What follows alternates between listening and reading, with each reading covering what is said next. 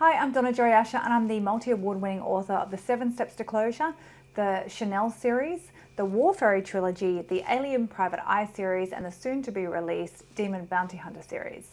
Now, a couple of videos ago on my AuthorTube channel, I showed you different covers for my Chanel, the first book in the Chanel series, Coco and Chanel, and also the 7 Steps to Closure. And I mentioned in that video that I was going to do a video where I talked about where my inspiration for Chanel came from. So I want to do that today. So I'm going to talk about Chanel and where the inspiration for the main character of the whole Chanel series came from. Now, there was a reason that I came up with wanting to write a series. So my first book, The 7 Steps to Closure, was a laborious job. I'm sure as most people's first books are. It took me a long time to write, a long time to edit, a long time to world build. And it's the world building, even though it was not a fantasy book or anything like that, but the world building is creating the scenes, the where they live, the characters, all the characters' background stories and their names and all that sort of stuff is what is created world building. So although it wasn't anywhere near like what I did for the War Fairy trilogy, which was a epic fantasy trilogy, I had decided that I didn't want to have to world build every time I wrote a book. So I knew I wanted to do a series, and then I was like, well, what sort of series do I want to write? And back then, and still do, I love cozy mystery series, particularly Jana Devanovic. So I was inspired by Jana Devanovic and by her Stephanie Plum series because they were hysterical. And I felt that that was kind of like a similar readership to who I had, because I was like writing funny books that were winning awards and for humor and things like that. So I wanted to stay in that vein. So I went cozy mystery series. That was my next decision.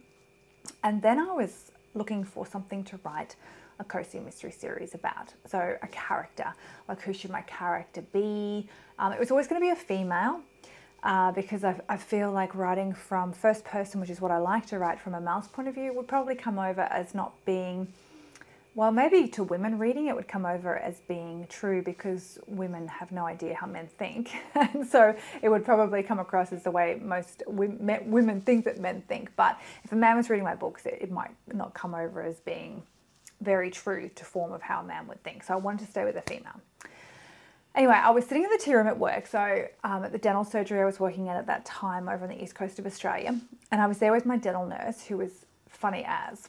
And we were sitting there and I was like blurring onto her, taking her through this entire thought process that I just took you guys through about, what I want to do and who I want to do and what I create and where I want to get this character from. And then I looked at her and I was like, hang on, you'd make a great character for a series.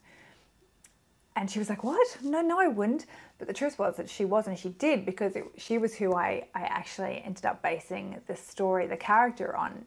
So her name was Chanel as well, but it was spelt very differently. I'm not going to tell you how it was spelt, but it was spelt very, very differently to how I spelt Chanel. I spelt it in the normal, typical way. She also had a dog. It was not a schnauzer though. The schnauzer is my thing because I love schnauzers.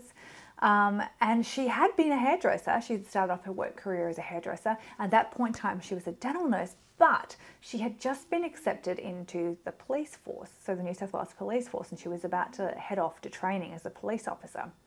So that's where the idea for Chanel came from. So a girl who was a hairdresser who became a police officer, and in Chanel series it's like this accidental thing where she kind of tricks herself into becoming a police officer and then has to go off and train. It ends up being quite good, even though she's quite klutzy. She ends up being quite good at it. She's got this natural instinct for ferreting out stuff. And my Chanel was a little bit like that as well. She was a little bit klutzy, but then also very good at what she did. So that's where the idea for Chanel came from. And now obviously where I took her from there is not, it had nothing to do with my Chanel that gave me the original inspiration, but my Chanel got posted to Sydney, to the Central Sydney police force office after she had graduated, whereas my Chanel in my book got posted to King's Cross. Now the two are actually really close.